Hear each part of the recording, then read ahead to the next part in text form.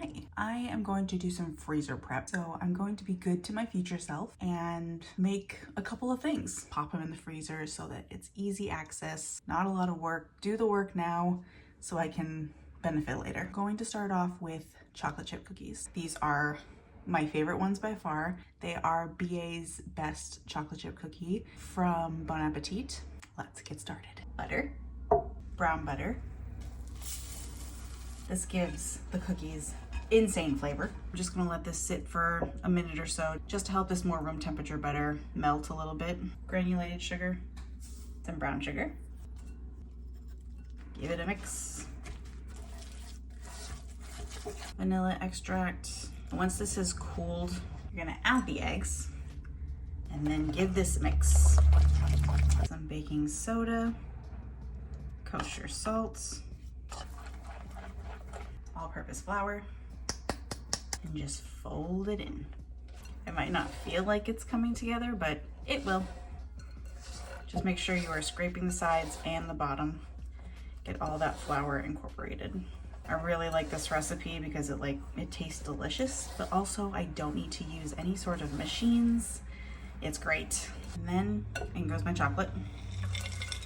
I use chocolate bars because I like the way that the chunks are, and also you get like the chocolate dust from the bar, which disperses in like a fun way throughout the cookie. I'm just gonna fold this in.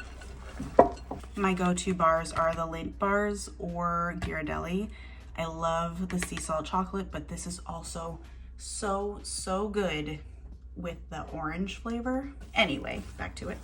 I'm going to flash freeze these before I package them for the freezer. I'm just going to scoop them out individually, and then I'm just gonna pop them in the freezer for a couple of hours until they get their good freeze on. And then I can just bag them all together. And because I flash froze them, they won't stick together.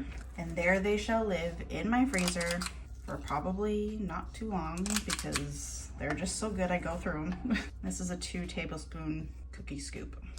I like to keep a little bit of the chocolate out just so that I can break it and kind of put over the tops of some of these so that you have that like really aesthetic cookie as well as something delicious. And maybe there's a little snack for yourself. It is the next day. I got too lazy yesterday to finish all my prep, but at least I got 2 batches of cookies done, straight from the freezer. Now all I have to do is peel them off of the plastic wrap. Into the bag they go. Now when I want to make these cookies, I am just gonna put the oven to 350, put one of these on some parchment paper. I sprinkle it with a little of my like flaky sea salt, and I bake it for like 11 to 13 minutes depending on, your oven, and then you're done.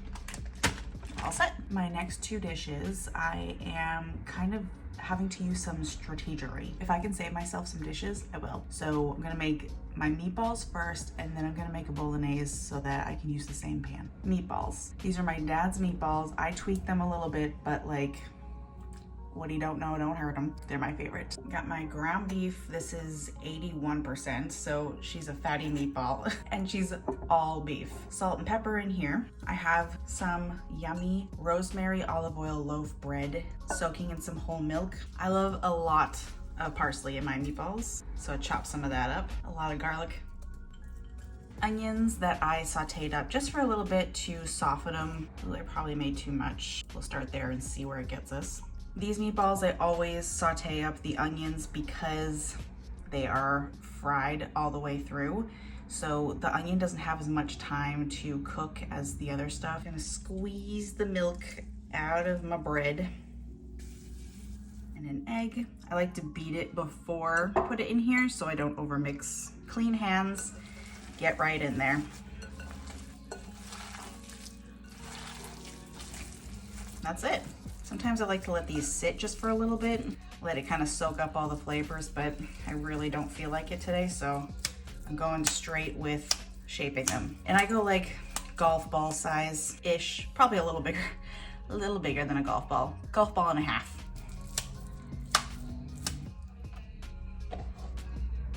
One thing I probably should do as well is fry off a little piece of this just to taste for seasoning if I have to add any more, but it'll be fine. I got 12 meatballs out of this. All formed, now I can go over the stove. Medium heat, olive oil, come up to temperature, get it nice and toasty. I might have to do these in batches. I don't want to crowd them too much. But once I put them down, I do not want to move them until they lift on their own. That's how you know the sear is good.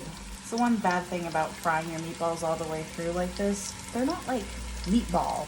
They're kind of like squares, but they taste good. That's a sear.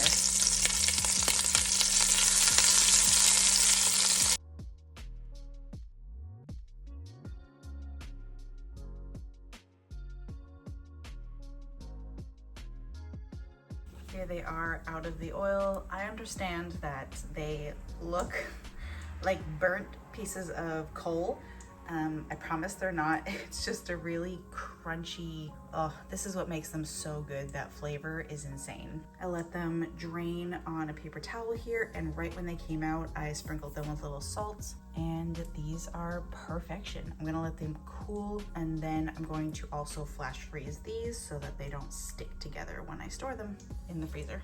They really do look much darker on camera than they are, I promise. They're not burnt. But these are cooled, and popping them in the freezer for a couple of hours, and then I'm gonna bag them up. Meatballs right from the freezer into my bag. When I want to reheat these, I usually throw them in the oven for a little bit and just let them sizzle away. They reheat really fast. Or you could toss them in like a sauce, let them come up to temperature in like a sauce you're cooking all day. Delicious. But these are so, so good. So crispy on the outside, but they are so tender on the inside when you reheat them.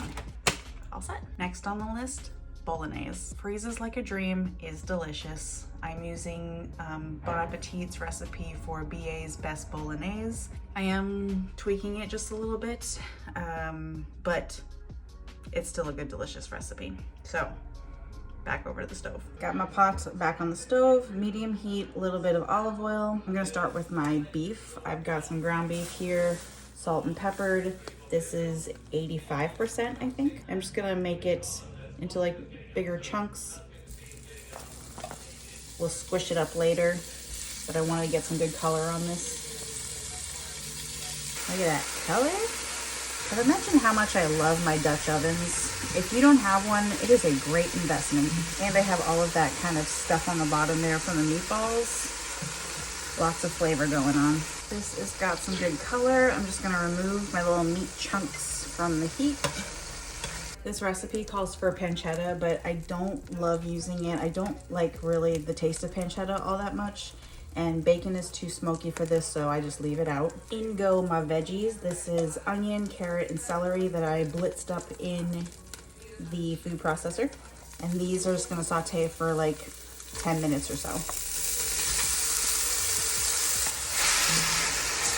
This will also deglaze the pan a little bit. Beef goes back in.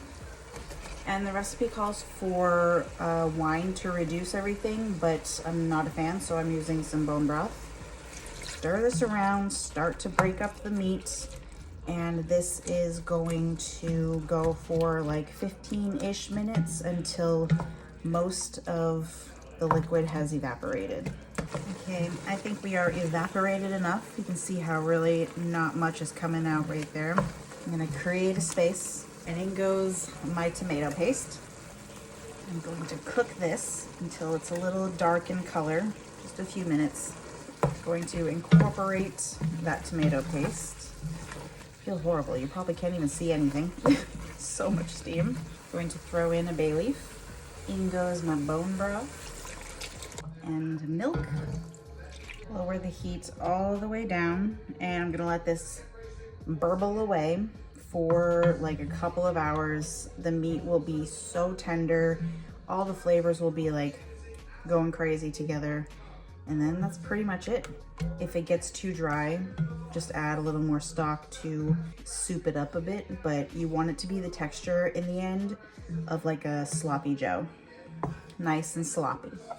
Look at her, she's cute. In about 2.5 hours, just took it off. I'm gonna try to find this dang bay leaf. Where'd it go? Oh, there it is. Don't want to be eating that. Thank you very much for your service. Now she's hot to go. I'm gonna let this cool for a while, and then I'm going to package it up, stick in the freezer. The things I like to do with this is just thaw it in the fridge overnight, or just like in some warm water, throw it in the pan, get some nice pasta.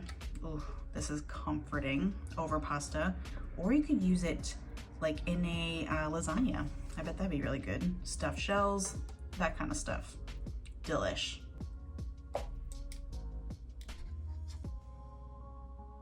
Oh shoot, today's not the 2nd. Whatever, close enough. Last thing I am prepping for today are breakfast burritos. I typically always prep breakfast sandwiches, which I think I did in my last freezer prep video, but I wanted to spice things up a bit. I'm not spicing up too much because they're still sausage, egg, and cheese. It's a change from the sandwich. Now I'm gonna crack a few eggs. I have no idea how to portion these out, so I'm just gonna cook a bunch of eggs and see what happens. And I was gonna make these smaller, like normal person size, but then I saw the burrito size tortillas and that just made my heart happier. I have a few of them. I don't know how many I'll get out of this, so we're experimenting. I have 8 tortillas. Ideally, it would probably be like 1.5 to 2 eggs per tortilla. We'll do 12 eggs in total. See where that gets us. And I'm going to scramble them. Add a pan, medium heat, butter. Throw my eggs in, and I have just salt and peppered these. And I'm just gonna keep moving them. I like a larger curd egg. Also, it looks kind of dirty in here because I fried the sausage in here earlier this morning. Look at me saving all these dishes. I am gonna throw a little bit of cheese in the eggs. I just shredded up some cheese, mixture of Monterey Jack and cheddar. No one hates a cheesy egg. And I'm just gonna cook these until they're probably 95% of the way done. I don't wanna overdo them. I like a looser, wetter egg. So I'll just let these kind of go until then. And then remove them right from the pan because they will continue cooking in the pan if you let them sit. Also, update on the Bolognese over here. She's looking gargy-pargy, and it has about an hour left. I have an idea. My eggs are almost there, and I'm gonna use my onions that I made too much of earlier for my meatballs. Ooh, this is gonna be good. Heat those through with the eggs. All right, let's try to assemble this thing. Tortilla. I decided I needed a sauce, so I made up some of my burger sauce, which is just mayo, ketchup, salt, pepper, garlic powder, onion powder, a little bit of white vinegar or pickle juice, and a little bit of yellow mustard. I am horrible at wrapping things, so I'm gonna try it this way. Let's see. My egg mixture, some sausage patties I just fried up, and cheese. Lots of cheese.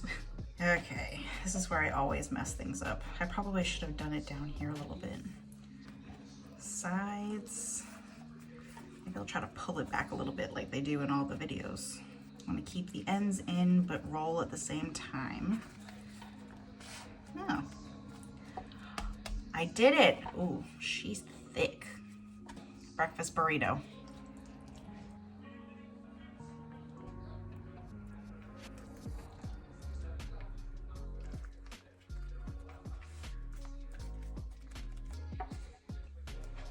There are my burritos. I got 6. I probably could have gotten one more small one out of here, but I'm not going to. Maybe I'll have one of those for dinner or something. These huge burritos, they are hefty, so for sure will keep me satisfied in the morning. Into the freezer. Just took these out of the freezer because I realized I didn't need to flash freeze them because I'm wrapping them. Burrito. This is just like I do with my breakfast sandwiches. Then I'm just going to wrap them up tightly. There you go. When I want to have one of these in the morning, I pop it into the fridge overnight so it just kind of thaws a little better. Then I wrap them in just like a damp paper towel and just nuke it for like 30-40 seconds. into the freezer they go. And there we have it. My cookies, meatballs, breakfast sandwiches, breakfast burritos, and my ragu. Now I have so much waiting for me and all the work is done. Thank you for following along on my journey of freezer prep today. I feel prepared and taken care of. I am exhausted. I need to go sit on the couch or something. Thank you for watching, and I will see you in the next one. Bye.